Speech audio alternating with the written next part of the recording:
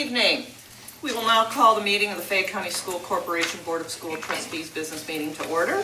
We're here at the Administration Building. It's Tuesday, June 8th, 2021 at 6:30 p.m. Let's all rise for the Pledge of Allegiance.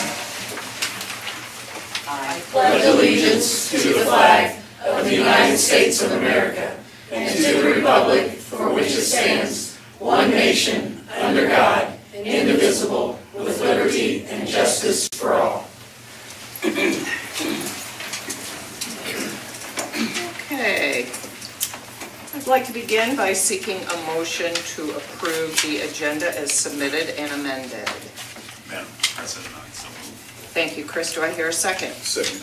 Thank you, Dennis. Any discussion? All those in favor signify by raising your hand. Opposed, same sign. Motion carries. Patron comments on agenda items. Seeing none, we will move on to the consent agenda, which includes the approval of minutes from the regular business meeting of 5/11/2021, the personnel report, retirements, resignations, leaves of absence, etc. The approval of the May 2021 claims 59168 to 59413, and donations. A donation of $2,000 from Believe in Reading to CMS to be used to purchase books for all CMS students. A donation of $6,341.49 from the Morris Child Assistance Trust Fund to Fayette County School Corporation to be used to repair the chairlift at Spartan Bowl. Seeing that consent agenda, I would ask a motion to approve. I so move. Thank you, Ann. Do I hear a second? I'll second. Thank you, Lori. Any discussion? Yeah, I got a question. Do we have a feel for the resignations, especially the recent ones, as far as exit reasoning, Randy, or? Really, there's not any theme to the resignations. If there's anything, probably people are trying to get closer to home, wherever home might be. But other than that, I don't think there's anything particularly out of the ordinary. It's not like I hear they're going somewhere else for big pay raises, things like that. Some of them are getting them, but I think it's just kind of a general ebb and flow of some people resigning. And the positive part is the ones that are happening now, we can deal with, and indeed the recommendations I have later, we've pretty well kept up with things so far. So, Yeah, just curious. Okay, any further discussion? All those in favor signify by raising their hand. Opposed, same sign. Motion carries. We'll now move on to action items. Personnel report recommendations for employment. Mr. Harris. okay, and as I just mentioned, we have a lot of recommendations here this evening, and some of them, you'll notice they're slightly highlighted some things. I'm just moving on even today. I am recommending that Daryl Drew be hired as the interim Director of Facilities with an additional pay of $400 weekly. And I will tell you, just in, 3 or 4 days here, just a very short period of time. This is one you got attacked. We're clear there? Yeah. Okay. We had revised ones at Okay. our seat, and people are just Okay. figuring that out. And I just want to give compliments in the short term. Daryl has hopped in and dug in, and in just a few days did a phenomenal job, so hope that continues. I say that, it sounded negative, like I don't think you can keep it up, but I think you can keep it up. Yeah, it didn't come off the way I meant it to come. I meant to keep it without humor and a true compliment. The hole is dug. Yeah. Certified staff, Courtney Burgoon as kindergarten teacher, Caitlin Flood, science teacher at the middle school, Rachel Gardner, elementary teacher, Jennifer Graff, elementary teacher, Kristen Schumer, English teacher at the middle school, Clint Shelby, auto collision teacher at the Career Center, Barbara Wilson, ABE teacher, and Catherine Wright as social studies teacher at the high school. Going on to classified staff, Ian Boggs, technology co-op intern, Derek Frame, technology co-op intern, Lisa King, part-time custodian, Lauren Mills is the Head Start Family Services Coordinator, Austin Worthington, summer technology support. Moving to the backside here. Also, I skipped there. Summer school recommendations for 2021. You have a revised edition there for the summer school. Also, I'm recommending approval for administrative contracts with the addendums as presented. And the last one there, I'm recommending an increase of work days for Tricia Fields from 128 days to a maximum of 208 days. That is for this year alone. With her taking care of the grants, all of the stuff with the ESSER 1, 2, and 3 is a pretty massive addition there, and we just feel she needs more days this summer to adequately address that. Okay. And that was 198 to 208. Right. Okay, and she's working on the alternative school program too. All right, I'd like to seek a motion to approve the personnel report. Thank you, Jeremy. Do I hear a second? I'll second. Thank you, Ann. Any discussion? Randy, the science teacher at the middle school, is this John Harris's position that's being filled? Yes. Okay, and the English position, is this, Herbert. huh? That's Herbert's? Herbert. Okay, because are we still in negotiations with the person who took over for the end of the school year? No, we had hired her at the May board meeting, I believe. She's already been hired. As I read it, she was just hired to the end of the school year. Maybe that's my mistake. She was hired continuing, so. Continuing Yes. on, okay, great, Yes. she's terrific. Yep, she's continuing on the meeting. Any other discussion? All those in favor signify by raising your hand. Opposed, same sign. Motion carries. Who made the motion, second on Who made the first? Jeremy made the first, Ann made the that? second. Okay. Thank you. NWEA renewal grades K through 10. Kim. Thank you, Board President. Again, it's time to renew our NWEA. It's a Northwest evaluation tool that we use K-12 to measure the growth of our students. I presented, I believe, in the fall, the results from COVID, and we were showing a definite decline in our primary grades in the area of reading.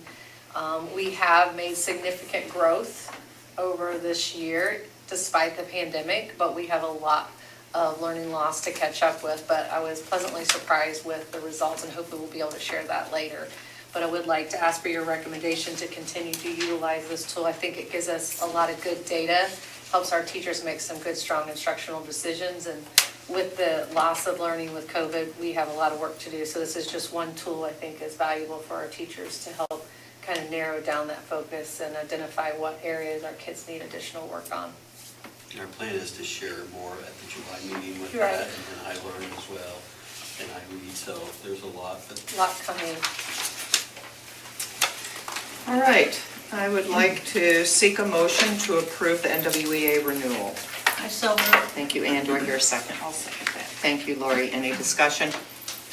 All those in favor signify by raising your hand. Opposed, same sign. Motion carries. Okay, staying with Ms. Corsaro, we'll go on to the approval of the Equitable Education Solutions. Okay, I'm really excited about this, and I know I've been kind of giving you some information in the memos. But as you know, we do have ESSER funds, and the ESSER funds are to be used to help eliminate that learning loss that we experienced due to the pandemic. And so I've been meeting with my leadership team, which is administrators, some teachers, some directors, and we decided that we felt the best way to help our students eliminate some of that learning loss is really to utilize these funds to put in some pieces that will allow us to sustain this growth and really use this money wisely. Because of our connection to the Indiana Department of Ed through Chris Cates, we were able to actually even get this company to talk to us. Dr. McCormick is now currently working for this company. They are a highly sought out company, and initially they told us that they weren't taking on any more clients, but we kind of threw Chris's name in there, and Chris did some talking to them, and they are allowing us to participate as long as we can move forward with tonight's recommendation. And so They are a group that is going to allow us to take a lot of the work that we initiated when Scott and I first came in 3 years ago with Marzano's high reliability schools. And then we were able to work individually with Marzano and our teachers, but then the pandemic hit and we kind of had to just stop what we were doing, create a virtual school and do a lot of other things. One thing that we heard continuously from our teachers was they did not want to start this work completely over, that they felt like they had done a lot of work, they wanted to keep moving forward, and that's kind of hard to do with all of the other things that are on their plates. So by utilizing this company, they're going to do a lot of that heavy lifting for our staff. So what they will do is take all of the work that our teachers have done with Marzano and our other educational consultants, and they will then put it into a working document that our teachers will be able to use in terms of identifying what priority standards at each grade level need to be taught. They will also then come and help us not only implement the curriculum maps, but teach our teachers how to effectively utilize specific strategies so that we can increase our effectiveness in the classroom as well.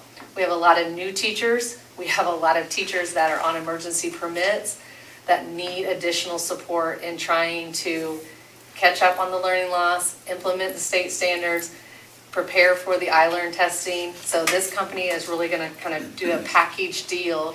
And I think one of the key things that we felt they were beneficial is Jordan Pridemore and Maggie Rowlands are both authors of the frameworks that were written for the DOE. So Maggie was the author of the literacy framework, or the math framework, which is just a framework that says these are the standards and skills a kindergartner must know, first grader, third grader, in order to be successful at the next grade. So we have such a great opportunity to work with these individuals because they created this, they authored it, and then iLearn was designed around those frameworks. So that is really why we were seeking out this company, because they do have those two individuals and they're coming to work with us one-on-one and our teachers. And we've already worked with Maggie a little bit. And all of the teachers and administrators have been very pleased with the work that she's done so far. So while it is a significant amount of money, it is ESSER, it is all going to be funded through ESSER, but we just feel like this allows us to build a framework that we can continue to work on even when the ESSER funds are gone. We want to build that strong, solid curricular foundation so that our kids continue to grow and learn, and they're getting the skills they need in order to master those grade level standards. Do they have an idea of how long they feel it would take to work with us in order to achieve results that we see? Another kind of, I think, selling point for them is a lot of times when you work with any kind of professional development company, you buy a product. So like you say, we want curriculum maps, they give you the curriculum maps and then they're done. They have a little bit different philosophy. They believe that this is a 3-year commitment, but if it takes longer than 3 years, they're willing to go forward with us. And I think that is one of the reasons why so many schools are wanting to work for them, because like they said, we can give you a product, we can give you a curriculum map, but unless we help you implement it and figure out where your kids and your teachers need support, then it's just a product that you buy off the shelf. So while we're looking at a 3-year commitment in terms of pricing, they are determined to stay with us until we feel that we are ready and satisfied with the product and the professional services that they're guaranteeing us. So I think you don't get that very often in today's world. So we're paying for 1 year, we're in a 3-year commitment. And so I think I missed something at the beginning because you said something about the funding, and obviously we're paying it with ESSER funds now, but we won't necessarily have that money next year. Yeah, it's good for 3 years. It's good for Money's 3 good. years. Oh, the money is good for 3 years. But right now, in your packet, what we're paying for is, it's all kind of in one. I broke it down into 3 different things so that you can kind of see, like, we're gonna get the curriculum maps for ELA and math, we're getting common and formative assessments for ELA and math, and then they also are going to do the professional training of our teachers, which they call it micro-credentialing. And with the large number of teacher turnover, if you implement some professional development with your teachers and those teachers move away, they take that professional development with them. So by micro-credentialing a group of teachers in each building, their responsibility becomes when new staff members come in, hey, this is what Fayette County does, this is the strategies we use, this is the curriculum map, and so you keep that learning community going and it doesn't just walk away year to year, you don't have to keep starting over. So I broke it into 3 sections, but this price will go over 3 years. So this is the total price for 3 years. Each of these pages, Yes, and the top of the first 2 both say 2021, 2022. right. And the last page says the second year, that's Right. the second year. And that's very adventurous of us because we initially started this conversation 2 months ago. They were going to try to get us to the end of that second page by the end of next year, but they can no longer promise that. So we may have to extend this out to 3 years, but like I said, okay. The payment for 3 years. the payment may be 3 years. But they have guaranteed us that they will stay even longer as long as we're working with them until we feel satisfied with the product that they have guaranteed. But those are all the components and products and professional services for we that will price. get for that For a 3-year price. period. For a So 3-year period. it's all 3 added together, Yeah. and that's for 3 years. Yeah, Okay. and it is a little confusing because there's a lot of stuff that has to go on initially to get started. And we were hoping to get started a little bit sooner, but a lot of things happened this summer with the alternative ed program and different things that we just weren't able. And we wanted to make sure we had conversations with our staff, like my leadership team went in and we had a meeting with the high school staff members. We wanted to make sure they understood. We had meetings with elementary, our principals had meetings with their staff. We want this to be a group effort. If we just give them something and say, you have to do this, then Right. it doesn't work. Right. But They we buy need it. them to understand, this is our goal as a district, this is where we want to be. We have this opportunity to do this. Are you willing to buy in and do the work? Because there's going to be some work that teachers are going to have to do. And so it took us a little bit longer to get to every school and to get the buy-in, but I felt like it was worth it in the long run to have that upfront buy-in than for me to try to push this through. So they're very busy. Obviously, there's a lot of money out there. They are a highly reputable company and people are seeking them out. But I told him I have to go slow to go fast because I need to make sure that everybody is willing and able and wants to do this before, so it'll be successful. Kim, what I'm hearing you saying that this isn't, and I've been here too long and been to too many canned programs. Right. So are these people, what they're using is their basis. What information, I guess, have we given them? Do they know our demographics well? Yes. They've looked, obviously, they've had to look at our test scores. But that's, the whole community vibe is very different. You can have the schools with similar test scores, but they're not dealing with the same kinds of things. So in this sense, it's going to be very personalized to meet the needs of our particular group of students based on strategies that they have used in similar communities or that have worked previously. Right, and I think the advantage is our teachers and our staff members, we've done the work, we're giving them the information, we're saying our kids struggle in the area of computation, or our kids struggle here. These are the things, the standards that we feel we need to spend the most amount of time on. So they are just giving them all that work, and then they're just doing the fine tuning of putting it into an Excel document or a Google Doc, and then aligning it with the assessment piece. So it really is already our work. Our teachers are the authors of the work. They're just doing the heavy lifting by taking all of that. Putting it into a format that we can use. And it's all in one place. You're not looking all over the place. Because we've had Atlas in the past, and I know some of you have been on the board long enough that you've been able to access Atlas. And at first glance, it looks like it's user-friendly, but it really isn't.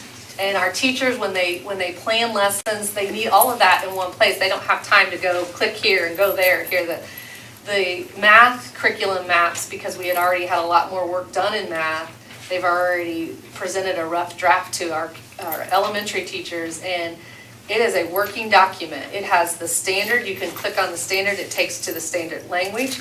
It gives you the I can statement. It gives you a sample activity that the DOE says that if a kid can do this, they show mastery. And then they have the resources of, okay, right now we have Go Math. You can find this information in your Go Math textbook on this page of this chapter, and this is the assessment you can use. It's all in one document, so a brand new teacher can look at that and plan their instruction based on that. Okay, I have a couple other questions. Okay. One, in any classroom, there are students at different levels. So again, while I'm hearing, they click on that, that gives them the standard, that gives them an activity. Obviously, you're going to have to diversify depending on the kids in the class. So are there a bank of activities, or is it just an idea and the teacher comes up with the rest? No, the reason we chose to go with Marzano is because they use what they call proficiency scales. Okay. So you have a 0 to 4 scale for each standard. 3 means that you've mastered what the state says you need to master for the standard. So when they create these short assessments for the standard, a kid will get a question, a 4, which is that they know more and a higher level of mastery of that standard, a question on 3, which means they've mastered the skill, a 2, and a 1. That way, as a teacher, if I give this and I have 5 kids that are 4 and 5 kids that are at 2, then I can go back and reteach to those that scored a 2. If they scored a 4, they already have shown mastery, and I can take them to a higher level of Bloom's taxonomy or that depth of knowledge and provide them more enrichment around that standard. So it's going to be a lot more information than any textbook can offer us. Because a textbook typically is either above their reading level or it's right at grade level. And if we're going to be successful on iLearn, we have got to continue to push our kids to those higher level thinking skills. And the only way to do that is to know, okay, one, they have to master this skill at the level 3. And then once they've mastered that, what can we do to enrich it? And when they give you the proficiency scale, it even gives the teacher ideas of things they can do for a student that would score in the 4 to help push them more forward in their thinking within that standard. And if it's a 2, it'll say they need to do this, this, and this in order to get to a 3. That's our whole, when Scott and I looked at Marzano, that was the piece, the selling piece for us, is because we do have kids all over the board. But we've got to figure out how to push all of them, not just the bottom, not just the top, and not teaching to the middle. And that's hard to do with any kind of canned program or a textbook. You got to really have the data that says this is what they have to be able to do, and then the data that supports this is what the kid can do or can't do, and this is what you need to do to modify that instruction. One last question, Sure. and then if somebody else has a question. I'm sorry, I've taken up a lot of time. That's okay. The CFAs, is that like an ECA, like an end of course assessment in high school? No. They're called common formative assessments. And when you have a curriculum map and you have a program or a resource that you're using, and part of Marzano is guaranteeing that no matter if I'm in Jeremy's class or I'm in your class, I'm getting the same curriculum and the same instruction. So by using a short common and formative assessments, it's usually like 10 questions. Right. Jeremy would give it, you would give it, and then you can determine, okay, well, your kids did really well, these kids did not. Is it because they didn't understand the skill, or is it because you used a different resource than he used? Okay. So if you see that over time in the district, then it gives us a way to determine the effectiveness of the curriculum that we've adopted. And then it also helps us to identify from an administrator's level, do I need to provide that teacher with some additional support, or do they just need a different resource? Sometimes we just use a resource that appears on the surface as a very effective resource, but it doesn't get the results that you need. So the assessment is really, it's a whole conversation we could go into for hours. Yeah, and I love it, so I could talk forever. On grading, what does homework and classwork typically do? It teaches compliance.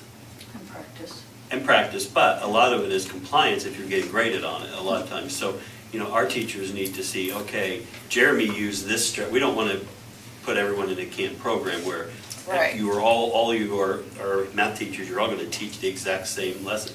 Jeremy may have a different tool in his toolbox. And then when that team sits down and looks at those short assessments, say, wow, your kids really did well in this concept.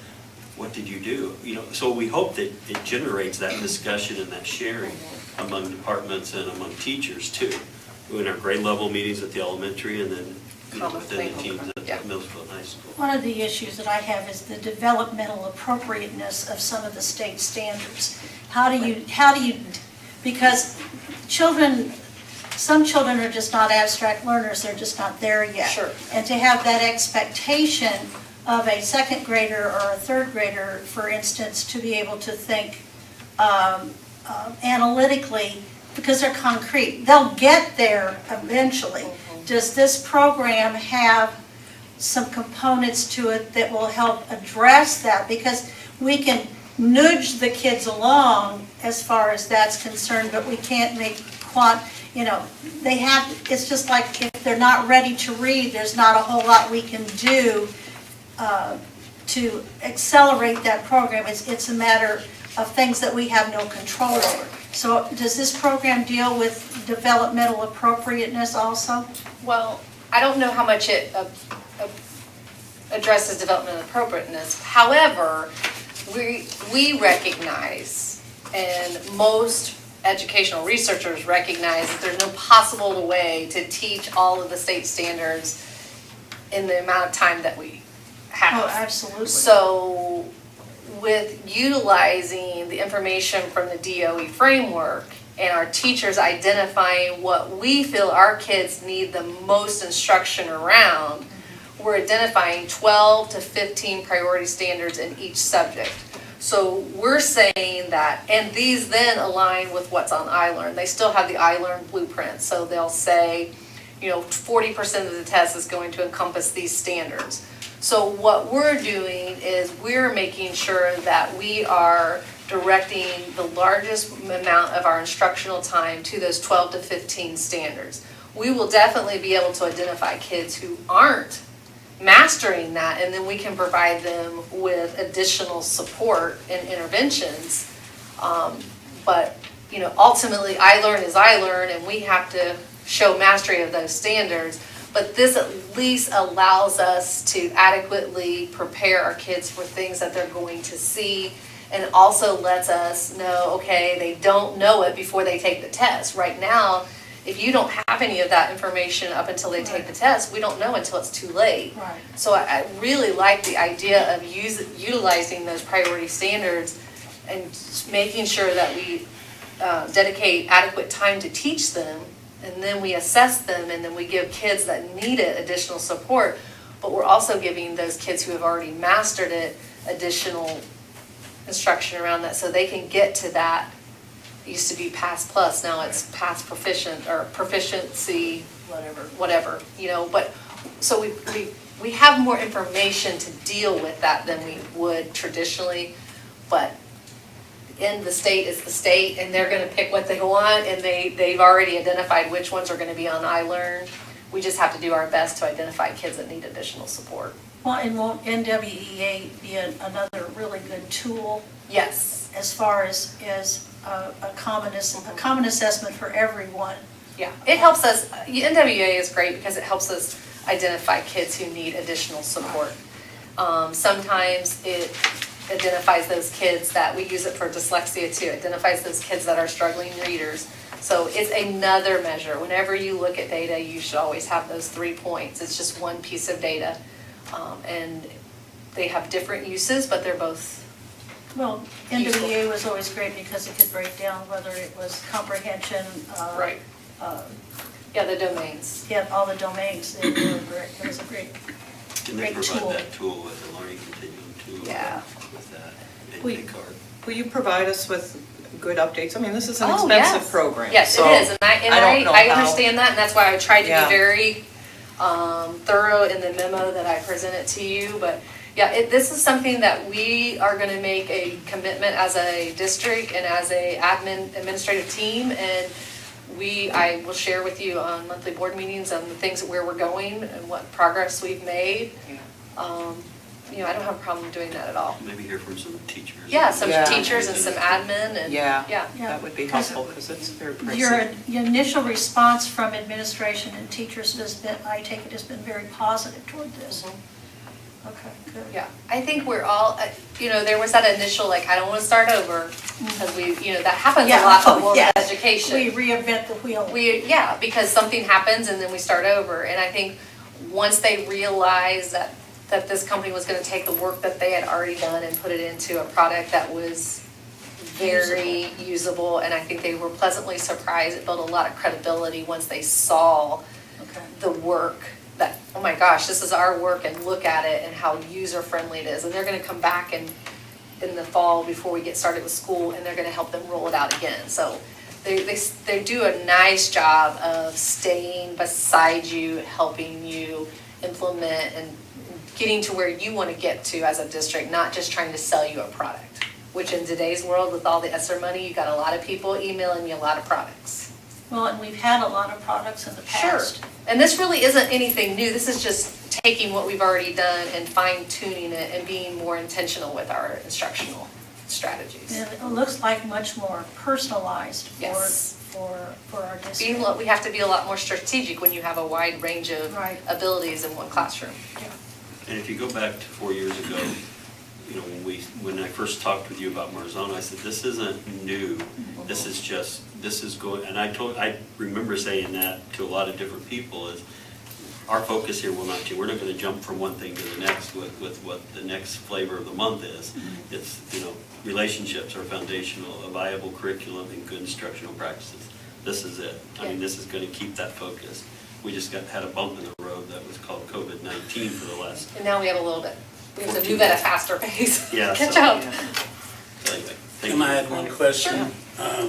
On that, I'll call it the $80,000 page, Okay. I did not understand why it says 2022-23 school year, and on the same page it says cost for 21-22 school year is $80,000. I think what happened is initially he put it all in one big quote, and it didn't really break down the specific things that we were getting. Okay. And so I asked him to break it into 3 proposals so that you could see, on proposal 1, we're doing this. So I think it's just a typo on Okay. his Well, I when we would send put it back pressure on over. her to get it for the board packets. Well, it didn't make sense to It me. did. Yeah. I appreciate you mentioning Yeah, that. it was one quote, but it was just, I knew what was all involved, but I wanted him to be a lot more specific for you guys so you knew what everything And was. like I said, I just saw 2 different years on one page. I'm Yeah, like, it is a 3-year commitment, but Thanks. yeah, I think that's just an error when we split the 3 proposals out. Get that, we haven't cleaned up before we sign it. Yeah, I will. Thank you. Okay, thank you very much for that thorough explanation for us. So now I'd like to seek a motion to approve the Equitable Education Solutions. I'll make that motion. Thank you, Mark. Do I I'll hear- second. Thank you, Ann. Any discussion? All those in favor signify by raising your hand. Opposed, same sign. Motion carries. Ms. Corsaro, the I am approval. consuming the table today. You are, you're on there 2 more times You're there. See, that's what happens when you invite me back to the table. You're on a roll. I'm on a roll. All right, Last textbook time. rental. Yeah, I'll be in the audience next month. won't I? Okay, textbook rental fees. In your packet, I gave you the proposal that I'm making for the recommendation of textbook rental fees for this school year. Because we have had some ESSER funds and some CARES money and our GEAR grant, we were able to utilize some of that funding for devices, the Wi-Fi devices and additional devices for our classrooms. So in doing that, we've decided to keep our textbook rental fees the same as they were last year, kind of send that off to our parents. And in 1 grade, we actually went down from, I think it's 1st grade, we were like 202 or 203, and we're down to 199. So our recommendation for this year is, because we are able to utilize some of those grant funds and additional monies through ESSER, that we're gonna keep our textbook rental fees the same as last year. And like I said, 1 grade actually decreased. High school, WCC, those are dependent upon what courses kids take, so it's hard to have a specific number.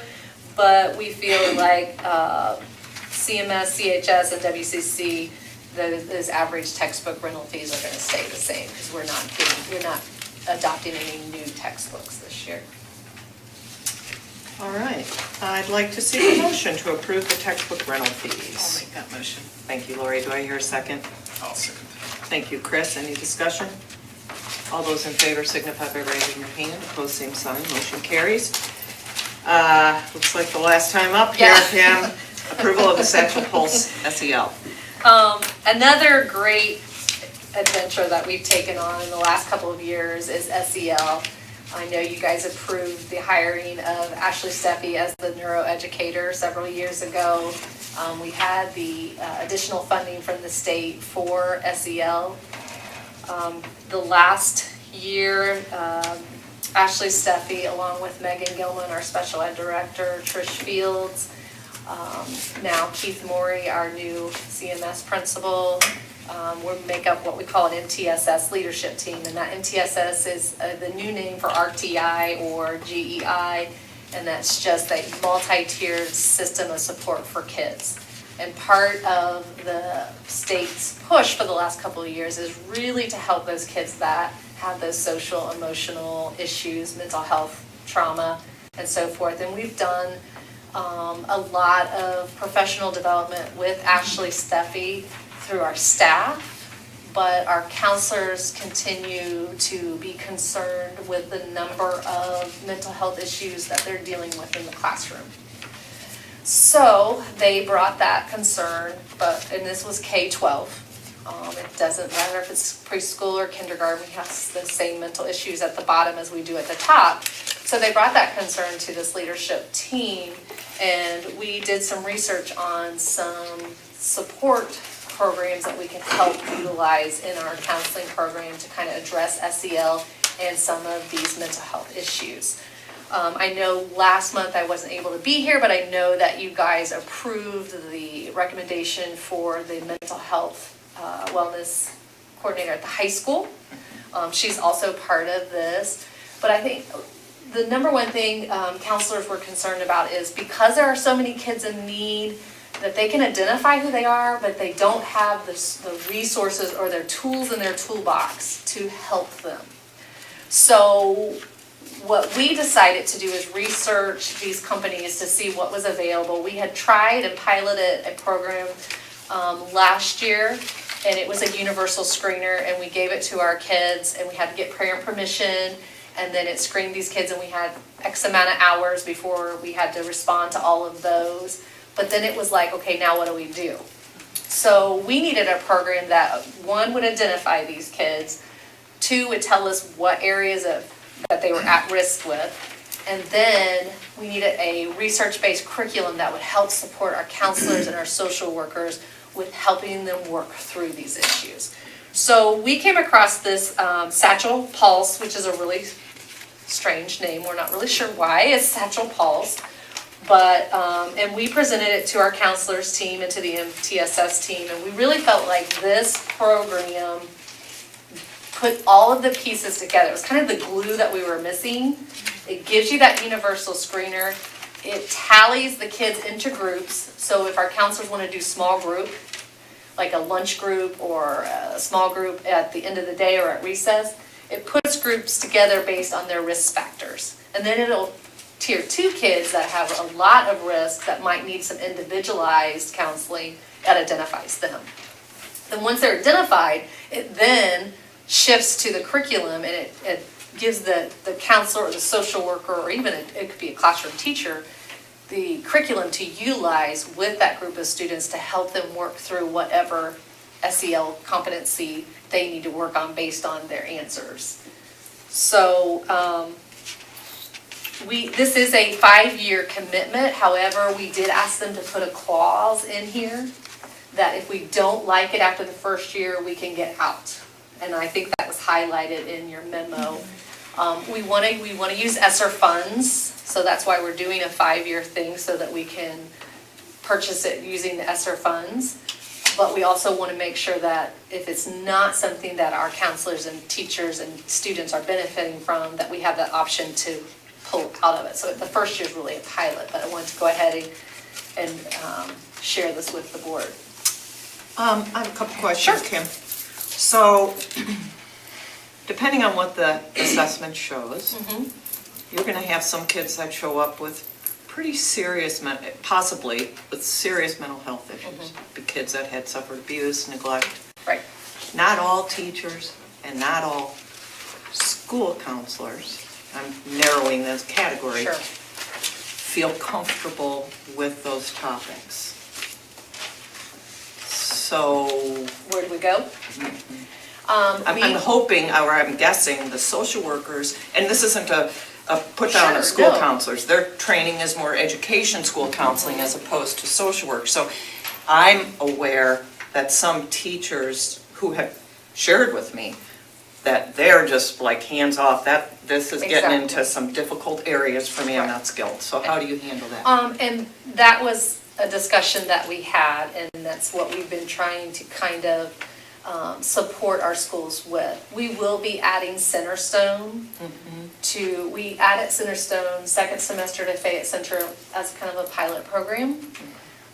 So all of our schools have Meridian services in-house now. They will have Centerstone in Fayette Central, Grandview, Eastview, Frazee, and the high school, and then they're gonna help work with the alternative school. Did you say Everton or is that? Everton, we're not starting with Everton. That's right, this is a pilot. This is a pilot, but Everton does have Meridian. Okay, But Meridian is able to service the needs of Everton currently. okay. So we have added more of those people that are trained in those, that have the training.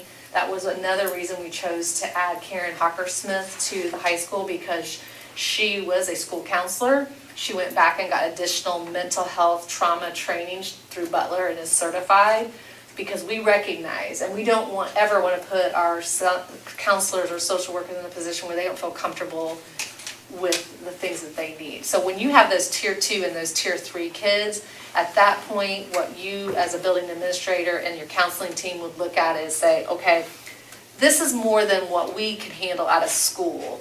So we either need to recommend them to Meridian, or we need to recommend them to Centerstone and go that route. So that's another advantage of using something like this, because it's built so that it'll catch if a kid's just randomly answering Right. stuff.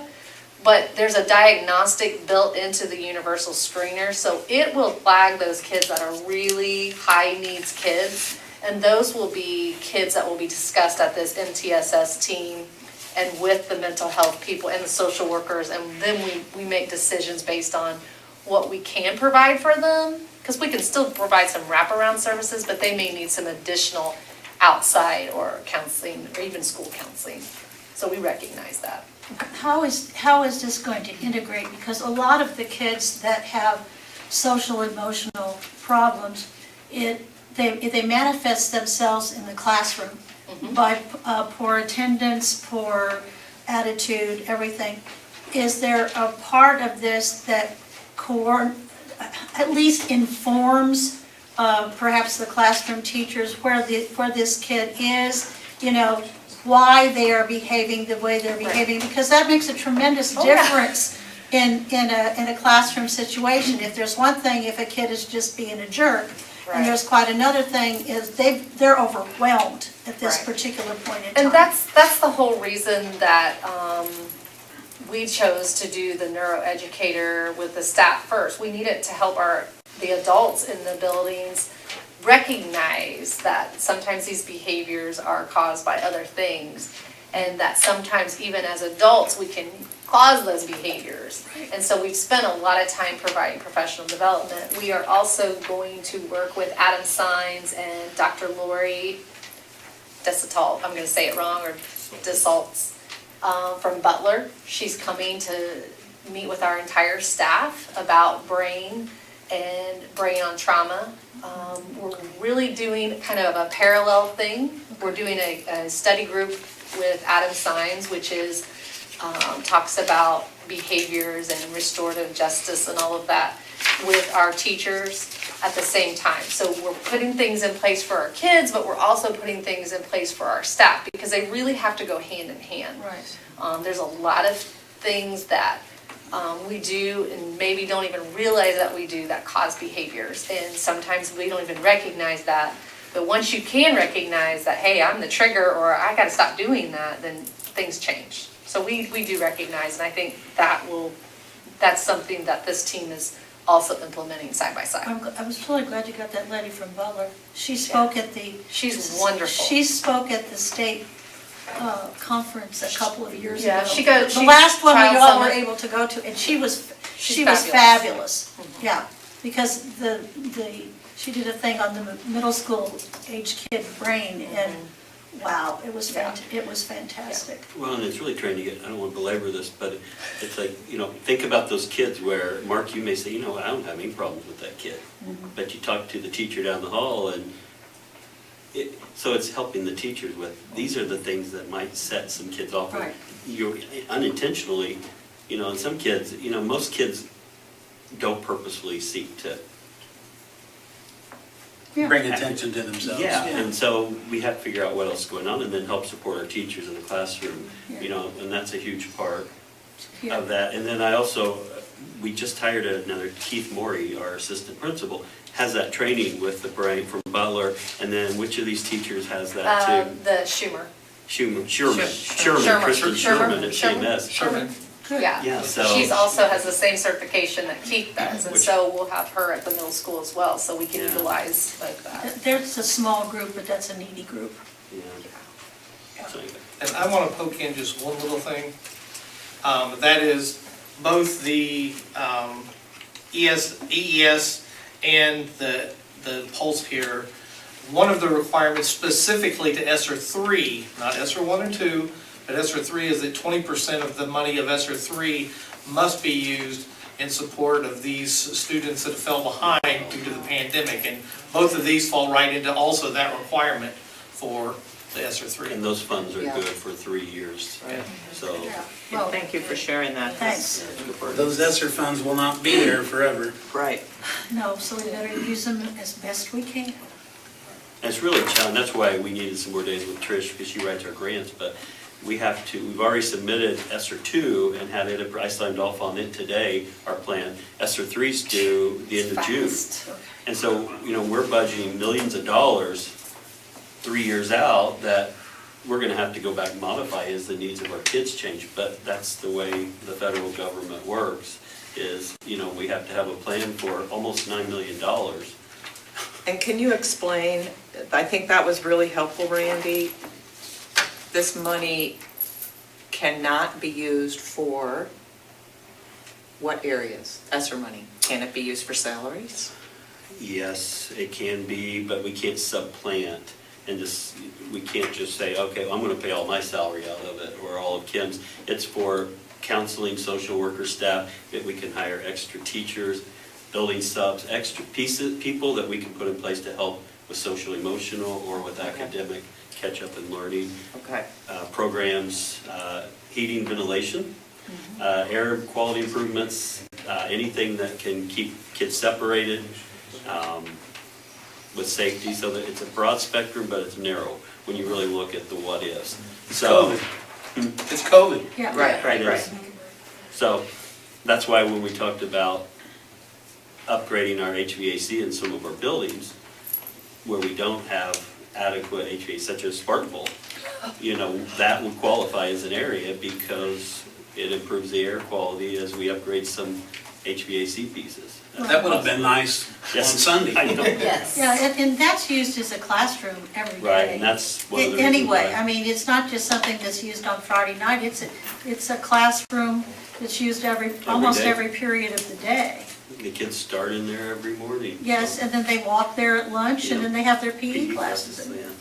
I just wanted to bring that up Yeah. because, two things. Mark's comment that, this money isn't here forever, so, we have to use it in ways that it can be utilized in areas that we don't have to continue after this period of time.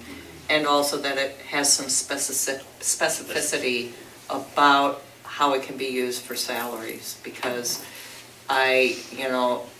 we would all love to pay our staff lots and lots more money that we don't Yeah, have. it's not being And so- paid to teacher raises and Right, things like that. right. So I just wanted the public to be aware of that. Right, So- good point, I appreciate that. Okay, I'd like to seek a motion to approve the Sexual Pulse SEL monies. I so moved. All right, do I hear a second? Second. Thank you, Jeremy. Any further discussion? All those in favor signify by raising your hand. Opposed, same sign. Motion carries. You're out of here, Ms. Corsaro, and we're on to Ms. Plum. Head Start is seeking approval from the board to purchase some playground equipment from Adventurous Child and also have that installed in the amount of $40,370 using Head Start funding. And this goes where? Can you This capture is- what we approved last? Yes, so we approved the poured surface on the older playground at the old Maplewood Elementary, now Little Spartans Preschool. And so we were understaffed this year given Head Start and had some additional money in salaries that we were able to utilize for this purpose. So this would be to install that new playground equipment from Adventurous Child and purchase. So you also are getting some new fencing that the board has already Yep, approved? The board has and already approved that, and Oler started that today in the rain. They were out there carrying it. Lucky them. So- And does this have some special needs equipment as well? It does. The poured surface was the ADA compliant with the ramp, one level going up. So all of our special needs students in Head Start would be able to benefit from this Yeah, that playground. was really great. Cool. All right. I'd like to seek a motion to approve the Head Start playground equipment and installation. I'll make that motion. Thank you, Lori. Do I hear a second? Second. Thank you, Jeremy. Any discussion? All those in favor signify by raising your hand. Opposed, same sign. Motion carries. Thank you. Thank you, Kelly. Now we'll move on to the approval of the CMS cafeteria remodel. Mr. Harris. Well, I am going to somewhat defer. I'm going to be back asking for approval to proceed with plans in the cafeteria, but I'm going to call Rachel O'Brien, our cafeteria director, up here to make a presentation, and then I will be back seeking approval for what she has here, so. Okay, good evening, everybody. So I spoke a little bit about showing you guys this last month when I was here. But this is our proposed remodel at our middle school. So you can see that would be the seating arrangement, just kind of looking above the cafeteria. That little drawing there at the very top is our current serving area. So you're looking down kind of at the seating area there. Capacity shown, we could fit 289 kids in with this seating area. You'll see the windows over towards Grand here on the right-hand side. That would be pub height table seating, so the kids would have that. And then right there, closest to the old dish room, is some booth seating on both sides. And then you'll also see some different tables. I mean, they're still school cafeteria tables, but they look a lot nicer. So it'll make the kids feel like they've grown up maybe a little bit. It won't look so much like an elementary cafeteria. I feel like the seating gives the kids options too. I've been working with Mr. Todd and Jackie down there at the middle school with the seating, just so we make sure it works for them also. And they've been a big help with me doing that too. So, and then our next slide. There will be charging stations at some of the. Yeah, at the pub height tables, we'll have There's charging computers stations, so people can utilize that. You can see on the screen, it's kind of hard to look, but right here is the old, that's the concession ticket window right there. And so this is what we're proposing it to look like now. We're gonna cover that old ticket window. Right now, there's a huge Spartan fathead right here that would come down, have some metal, the Connorsville, with another pub height table there. And then we'll also have some different seating arrangements right here for the kids to sit at and choose from. Some of our graphics that will be on the wall, they kind of gave an example of that. And then we've got, this area is just right beside that here to the right. Once again, with the wood. The lighting fixtures are going to be really nice. Our condiment table will be right here for the kids to access condiments. This is looking directly at the serving line, so we'll have that refreshed also. We'll get some new serving lines. For us, it's really nice because there'll be hot cold wells, so they can just flip a switch if we want to do a cold item instead of a hot item or vice versa. Our fruit and veggie bars will be out here where they are existingly. They just got to upgrade. Digital signage so the kids will be able to see menus daily.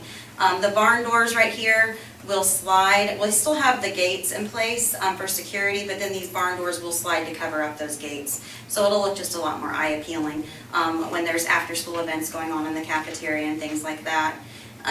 This over here is where the dish machine is currently, so there'll be a barn door to cover up those doors also. And that's kind of showing you some of that pub height seating there on Grand Avenue.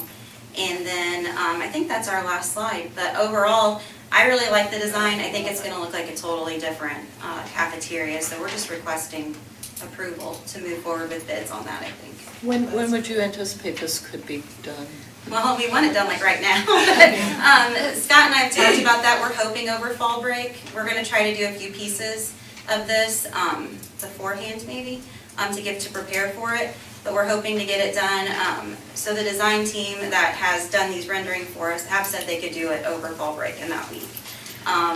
So it would be ready for the first I game want is it what ready Scott's by wanting. Wednesday before Thanksgiving. Oh, nice. So But, that's awesome. and this is a high visible area, we have so many people in Spartan Bowl, and as a reminder, Randy maybe was gonna mention that these are those excess funds that the National Food Service Program requires us. We have too much money in that, so this cafeteria and then the high school are the last two we need to upgrade. And I think these kids are just gonna be, This one hasn't been done in 20 years. right, and there's a lot of flooring issues that are unknown there, but I met with Donnie Lynch today. When they put I'm not being critical of what happened, but the flooring that was put down almost 20 years ago, the flooring under the concrete was not level and not fixed. So it's gonna take a lot of leveling to fix that floor. We are gonna replace the floor. It's cracked and there's a lot of cracks in places in it, so we're working on that as well. They put new tile over a bad floor. Yeah, so he's gotta level all that. Yeah. So he's hoping to get that done over fall break, if not before. So are those barn doors gonna be where, what I call a hallway is now? Is that, no? No, so they're right Serving. here, so where our That's serving a- line is here existingly. You know, there's always metal pull-down gates there Right. currently. That will just slide over those pull-down Okay. gates. So it'll look a little more eye appealing Yeah, when you guys have sure things will. going on in there and hospitality rooms, things like that. You said you were gonna take the old, where the sandwich bar was and where the ticket booth is for the bowl. So the bowl ticket booth will still be there. You'll just be utilizing that other part Yes, of it. we'll no longer be using that as part of our serving area. Okay. We've moved everything to the other, everything's condensed now into that, the main serving area. I mean, but, Yeah. traffic patterns with this, the lines at the middle school are never fun.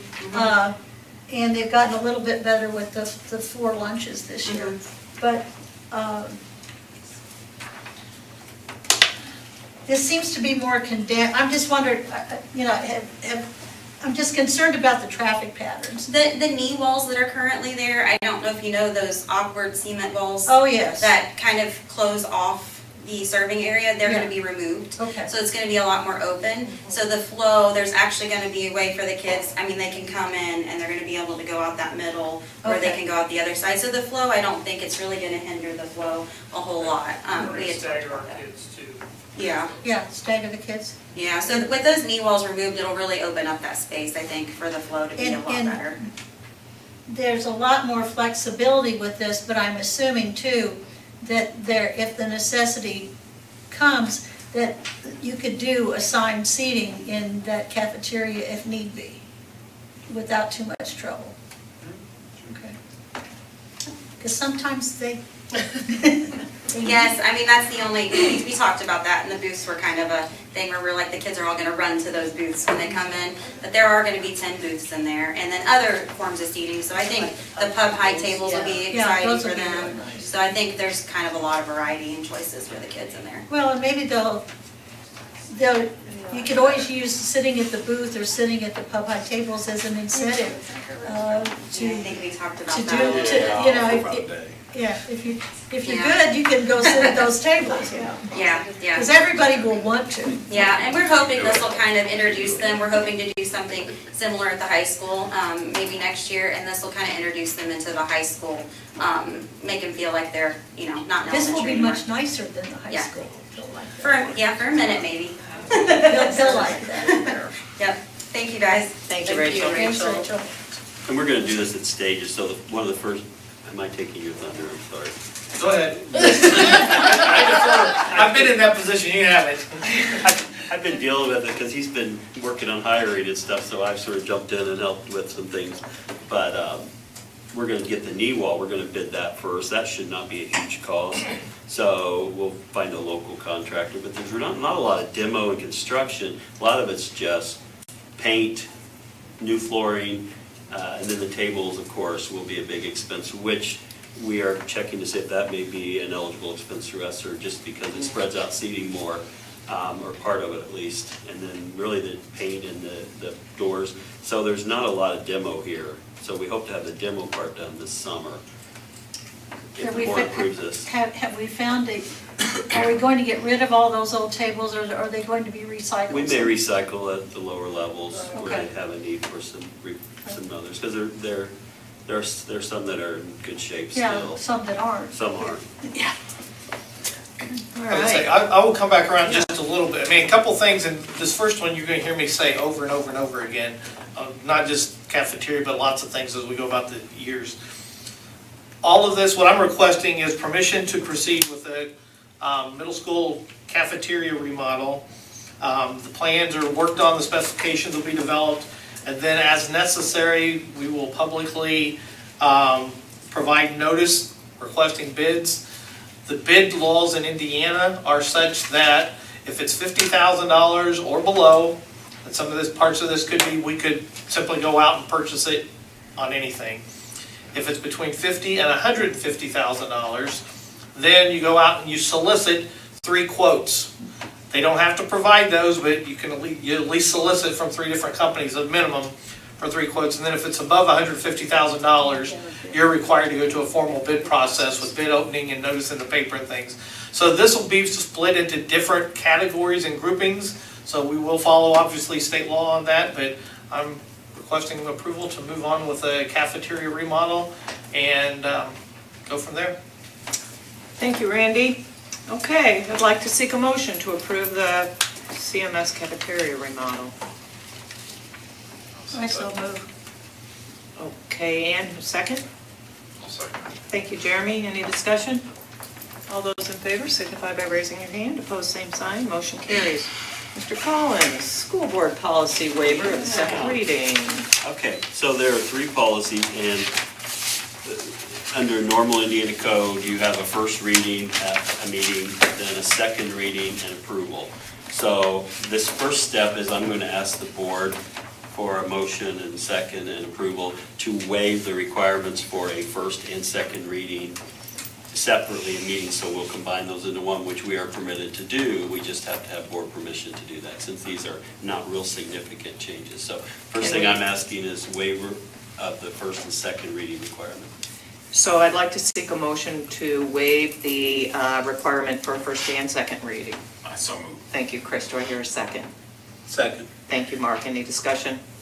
All those in favor signify by raising your hand. Opposed, same sign. Motion carries on to the next one. All righty, first is policy 3.51, and I shared it with our policy committee, and hearing no feedback in the negative from that. It really looks at the Hall of Fame, and when you look at the Education Hall of Fame, it's specific to the timeline for board policy 3.51. So my proposal on this is, let's shift this back to the Hall of Fame induction program in the fall when things are a little less hectic. So it would move our selection committee advertisement from May 1st to June 1st each year, and then the acceptance of applications from June 1st to July 10th. And then the month of August would be when the selection committee meets, reviews, and determines who to submit to the board. And then we would present those to the board at the September board meeting, and then plan our program in either late September or October. It gives us some flexibility in that 2-month window. So that's the change for policy 3.51. Is there any discussion, concern with just shifting that from when we have 45 events in the last month of school to where we really don't have a lot of big events in the evening and in the first 2 months of school? So any concerns or questions with that? Okay, the second is policy 7.01.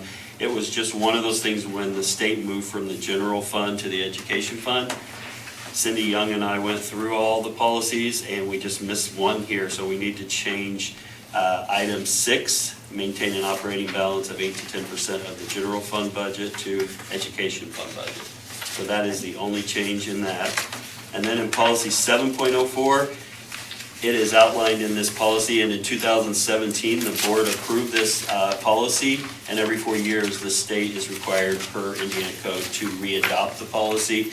There are no changes, but it really just outlines our guidance that we have when we look at investing our funds and the parameters of that, and looking at, making sure we invest with companies that are respectable and have the strong ratings. And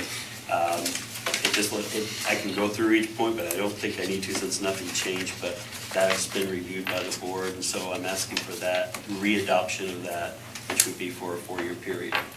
And can we approve all of these in one? Yes, if your motion says that you are approving list each of those. Right. By policy number, you may do that, yes. Okay, so I'd like to seek a motion to adopt policy 3.51 Education Hall of Fame Award, policy 7.01 Business Operations, and policy 7.04 Investment Policy. I will make that motion. Thank you, Mark. Do I hear a second? I'll second. Thank you, Jeremy. Any discussion? All those in favor signify by raising your hand. Opposed, same sign. Motion carries. All right, now we're on to discussion items. Updates proposal for the Resource Center property, and I know we have 2 individuals that are here. We have 3, I believe, right? So, and I apologize for listening to Kim Crisaro for so long tonight. You picked the absolute worst meeting. But would you all like to come forward and introduce? I know Mike Corning, who was here last month, he is traveling out of state. Yes, and I'm so nervous, I feel like I'm gonna pass out. We made you sit for an hour, so. Oh, this just got put on me last night, he's like, you're gonna have to do it, and I was. You're fine. We You're don't fine. bite. We do Don't ask me any laugh. questions.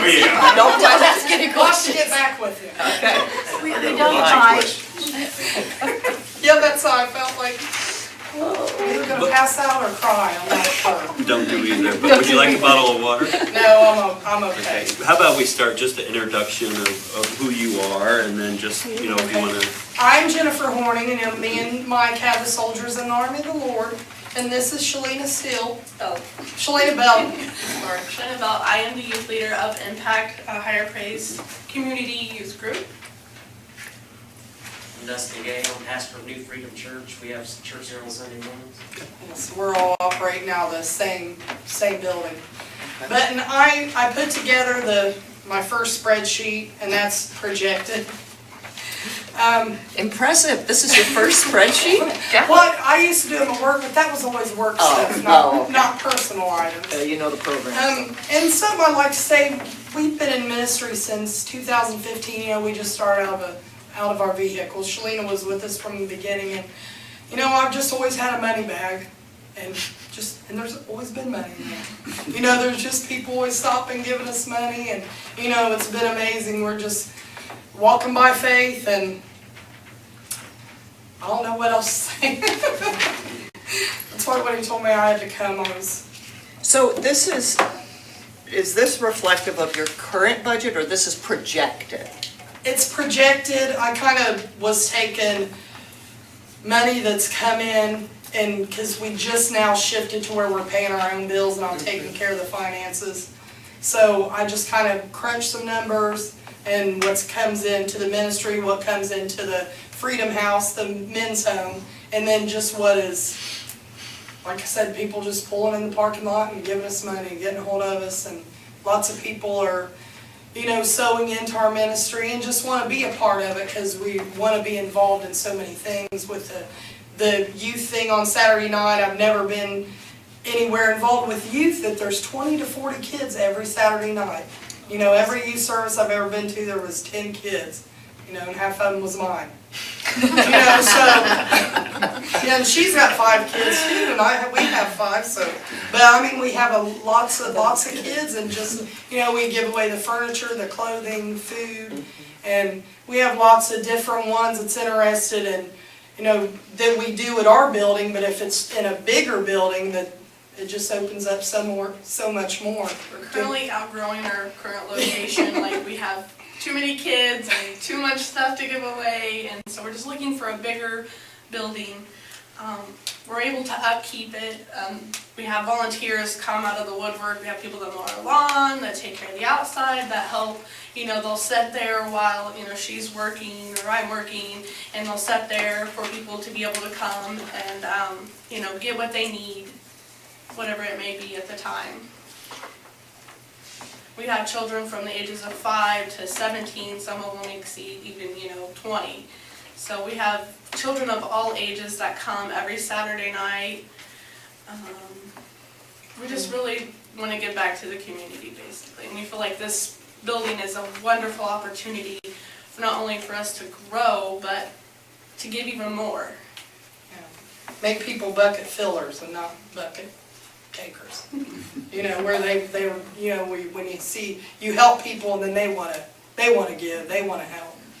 Changing, the generational things that go on in all communities and growing out of it. And not just with the children, we want to facilitate a family environment, that they may not see in their own home, a mother and a father, or, what it's like to, we take them sometimes individually and spend time with them and do things with them, or, just, there was one little girl that came to me about a week ago, sorry I get emotional, but she was self-harming, and she came to me in private because she didn't feel like she could go to anyone at home, but, and we talked and we prayed, and, we'll just kind of be there for them, and so we're really, really passionate about what we do and what we have to offer for our community.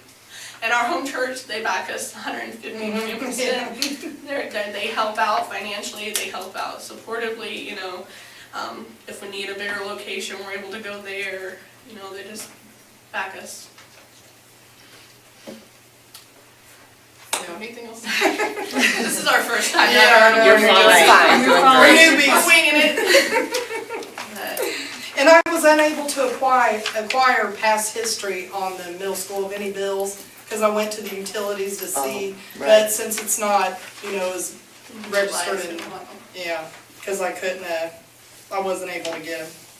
But potential programs, I don't know if Mike talked about, having canning classes, cooking classes, because we have, students.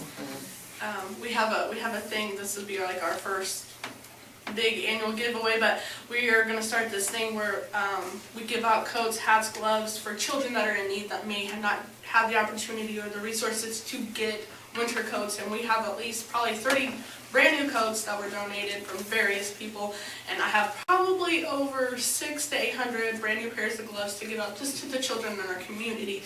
But we're running out of room, we have nowhere to store, like all of it's at my house, her house, some at the ministry, some still at the church, so, things are scattered abroad, but if we had one location where we could just have everything, it would be really beneficial.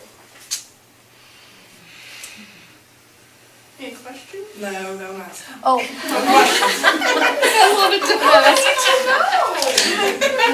Because a lot, I know when Mike presented, and there's a lot, he has this vision, and we're with him 100%, and sometimes he knows the exacts, and... Well, I know with ministry-based, volunteers are the backbone of any group. So, when I look at some of the things, one of the reasons we are trying to find a new home for this building is because we don't need it anymore as our district has gotten smaller. But there is some significant repair work. So have you all talked about the financials? I don't, maybe there's some, Mike mentioned roofing repair that he has some people who... My husband, he's a contractor, and he can do nearly anything, and he would volunteer supplies as well as the work time, and he has several fellow men, and the church, I'm sure, would be happy to help repair anything that may need address. So. That's just one concern, then the other. Absolutely, yeah. Yeah, and there was Upkeep. some They other did ones do a that tour. wanted to, like, big equipment to get up on the roof and just, Right. hey, whatever you need, we'll help. And then, I think it came up the last meeting, Ann mentioned it, is it's always gonna be a school building in some people's eyes. And so, Yeah. for the board, and for myself, and maintaining, would it be like the mowing, you don't have costs for that, but would that be volunteer too, probably who would mow and keep the landscaping and weeds and? Yeah. Because that's We the first also- thing people see. Yeah. Absolutely. We also Volunteer plan work. to incorporate that in some of our lessons. We want to facilitate them, into young adults and help them to learn how to cook or, what it is to keep up the yard and landscaping, planting flowers. Plus, I think it's kind of therapeutic for the children that may not get that interaction with their parent at home. We would interact with them as well as talk to them, about the Lord or what may be going on in their school day. I know you guys mentioned a lot of kids have a lot of mental, disabilities or, things that they try to work out on their own. They don't have that support at home, and we just want to be those things that they may not get at home, whether it be a friend, a mother figure, a father figure, help them with their schoolwork, because they don't have. I know when I was growing up, my parents never really helped me, with my schoolwork and things like that, but they were always working, but, that is their situation at home, we would take extra time. Plus the building would give us more room than what we have now to help them with those things, whether it be educational or just emotional support. So from what I'm gathering, and I kind of like what you're saying is that you are not as concerned as about the anytime you have anything to maintain, the labor costs you a whole lot more than the product, okay? So what I'm hearing you're saying is that you believe that you have a volunteer base that would be sustaining enough to take care of the maintenance things without having any excessive labor costs. Right, because we have a lot of men, and Mike's one of those that he can figure out anything, and Well, he'll get. yeah, because that's what happened with the other building. It just was not maintained at all. And, it was out in the country, so very few people see it.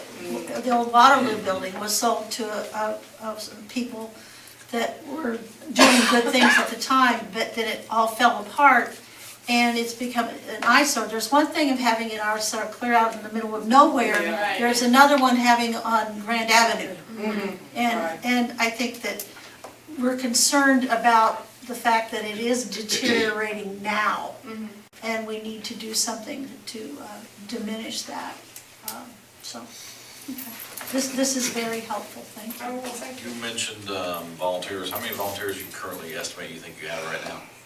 At least 20, Yeah. 30, 'Cause- that come faithfully, that help, whether it be making a meal, mowing the grass, handing out food boxes that we may have. And then we have the men from the house, it's just different, and it just depends, some come to clean and, just wanna help do something. I say on average at least 25, and that's not counting the men or women at our church that volunteer to help as well, so whether it be financially or physically, How many members are part of your church? at least 300 or 400. Oh, 202. Yeah, Okay, season. Paper is about 5. So yeah. we just have to 500. kind of be careful with Yeah. that since we're, so. Yeah, I understand. So- You mentioned that you just recently started paying your bills. And how you're getting about till then? well, she was paying them, but it wasn't in our ministry's name. Yeah. It was on Faith Builder School. Yeah, it was Yeah, And so Ken's. everything That's what I was gonna was ask, so- how long you've been operating the men's house without Ken's?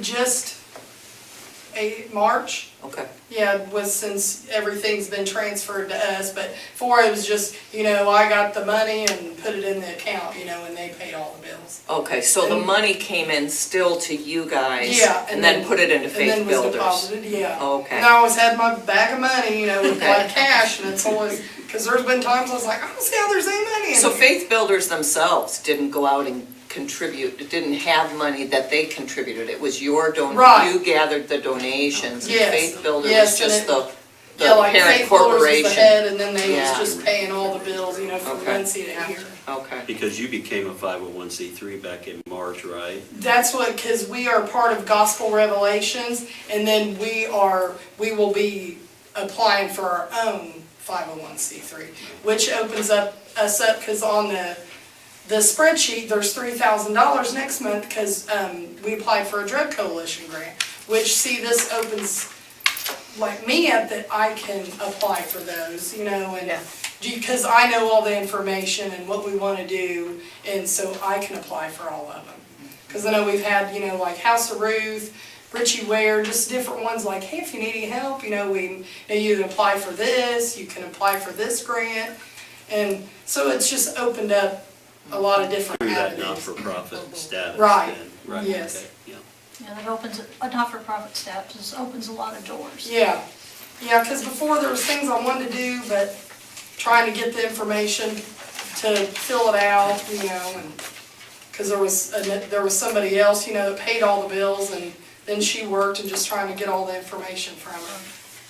This provides more of a direct line. Right, and and just the bills and the different insurance, I just put everything on there, because we give out food, but everything we give is given to us, so. Because I was gonna get involved in gleaners, but it's like, well, everything we have is given to us, so freely given, we just give it out. So I see on this, this is projected revenues and everything.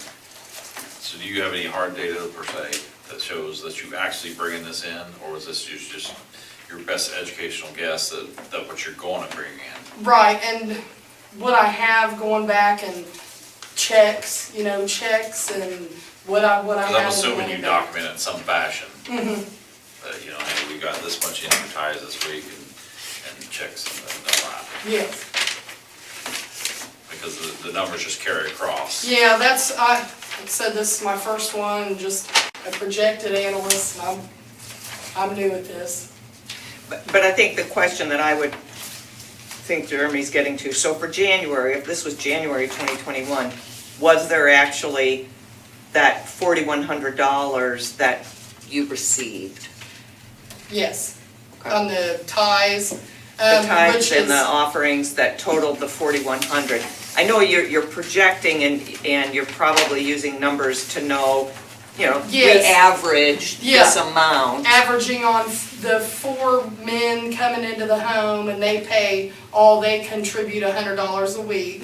So that's going on, the guys in the house, Right, the same right, number, and sometimes that's a revolving door. right. And part of the money is my husband and another pastor, they pay the payment for the building we're in as part of their tithes, and you end up giving so much more of your money. So the 600 in rent, what is that to? That's for the building we're in on Iowa Avenue, on 2635 Iowa Avenue. So in the event you was to happen to get this resource center building, you would eliminate that Right. cost? Mhm. Yeah, and then half the bills, because the bills was the home on Central and Iowa.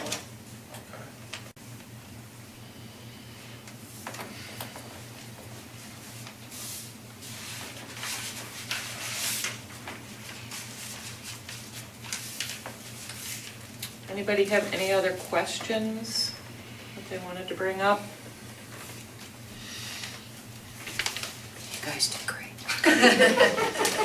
Thank you. I didn't pass out. You didn't pass out, and you answered questions. So what would be your timeline, I guess, if this, certainly the board has some discussion to do and things, but are you looking at as soon as possible, or 3 months, what financially, where we?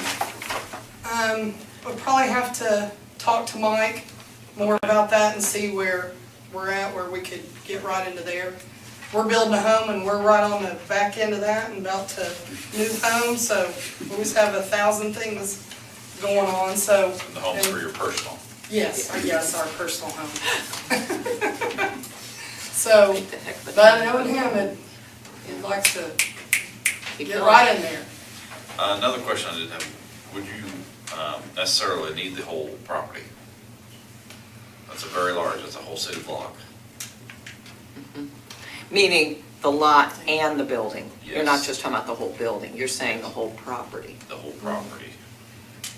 I would probably have to get back with you guys and discuss that with So Ron. that could, I mean, theoretically, that could be broken apart.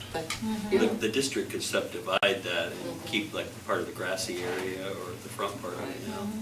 That's an option the board could talk about. Get the funeral home to pay for when they park their cars there, Yeah. that they're doing with Well, regularity. that grassy area, I don't know if it still is, but it used to be used by the middle school for gym classes and the like. They would go to Claypool, Brian, do they still use that? They go to Claypool now? Because the kids used to walk down the alley to go down there.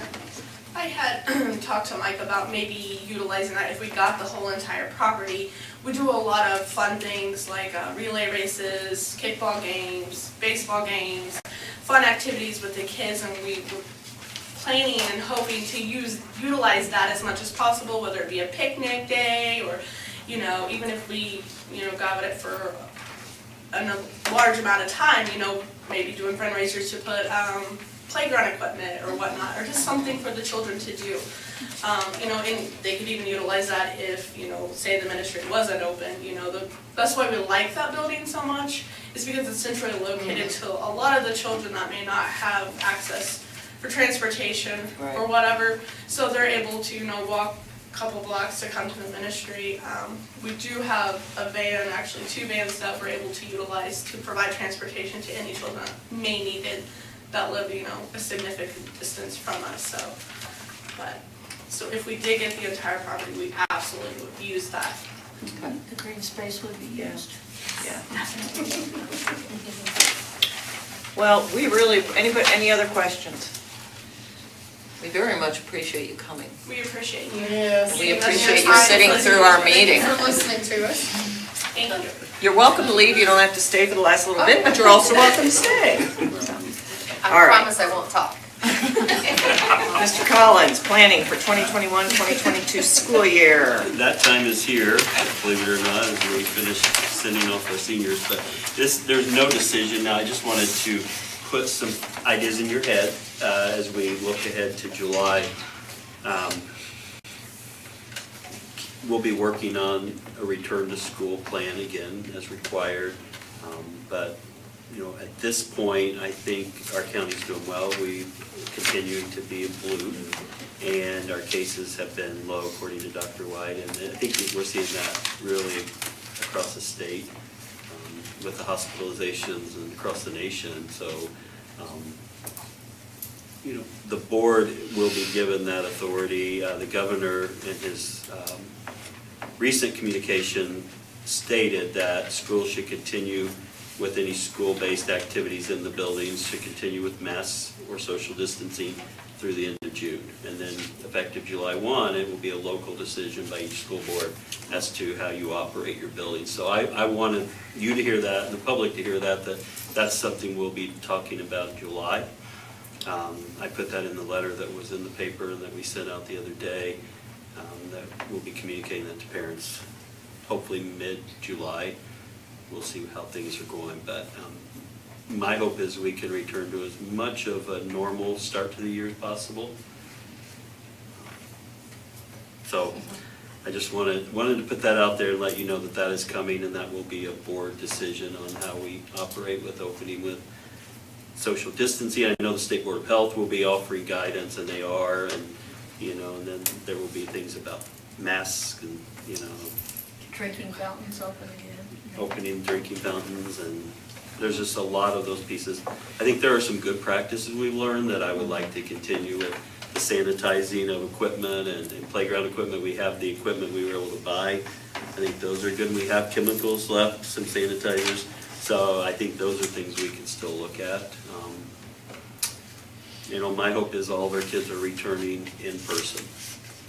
That is going to be I can tell you that will be my recommendation at this point. Are we going to offer a virtual alternative? That's not going to be my recommendation, but the board will have a final say. Not, well, because some school districts are, and we have a virtual alternative, but those are called snow days. And those will stay, but for. We'll have e-learning days. Yeah. As after our first two, I think, build in snow days. Yeah. I think we all agree that kids are served better in the classroom. Amen. Amen. So, but those are the things that we'll be talking about, and, you know, ultimately, we'll submit to you a plan that we would want you to approve for our planning, and we certainly want to have time to get all the feedback from everyone we can, and I think the vaccinations have been a big game changer for people. And now those have moved down to children. We need to do our part to make sure that the public knows we want that, we recommend that. Hope that they think about that before school year starts. And also that we've done it. You know, I think it's important as a group that we have been vaccinated and understand the importance of this. Also understanding people have personal freedom. Right. But it's important for kind of all of us to do if we want to get back to some sort of normal. War's not over, but we're winning. Yeah. We are. So I just wanted to let you know that that's something we'll be working on over the next month. And so far, we had a great end to the year. We had very few positive cases, and I think when we made that change early on before the state came forward and said, you know, the quarantine piece, that really helped us a lot. So I could see us continuing that practice, because there will still be some cases of it, I think, crop up. And even for people who've been vaccinated, we're seeing some cases, but they're usually more mild from what I've heard for the most part. But, you know, that's all I really want to share today. Thank you. All right, public comments, persons wishing to make the board aware of suggestions, ideas, or comments may address the board at this time. Comments which involve personnel or students must be discussed in private. We have none tonight, we're seeing none. We'll move on to superintendent's discussion group report. Principal directors. Seeing none. Director of operations. Have fun summary and. Nothing. Assistant soup. I've said enough. And Mr. Collins. Thank you, Randy, and your staff. Another nice graduation. Yes, I did not sweat at all this year. But I think it was, I heard from several parents that they appreciated that we were able to do a somewhat normal graduation. And it was hot. And I hope we have air conditioning next year, but I want to congratulate the class of 2021. There's a lot of success in that group, and they persevered, our kids persevered, our teachers and staff, bus drivers, just our administrators. Food service, they're feeding kids again this summer. You know, the meal program started last week, and I think we do a lot of good things in it. It was a huge lift, but it was a team effort. All 500 employees and members of our team helped support our kids, and I just want to say thank you, and thank you to you again for your support. All right, well, now we're going to move on for the good of the cause. I'm going to start, and I'm hoping others will join in. You spent a lot of time, Scott, thanking us. Well, thank you. And remarking about the staff, administrators, just like you did just now. And none of this would have happened if it wasn't for our administrative team.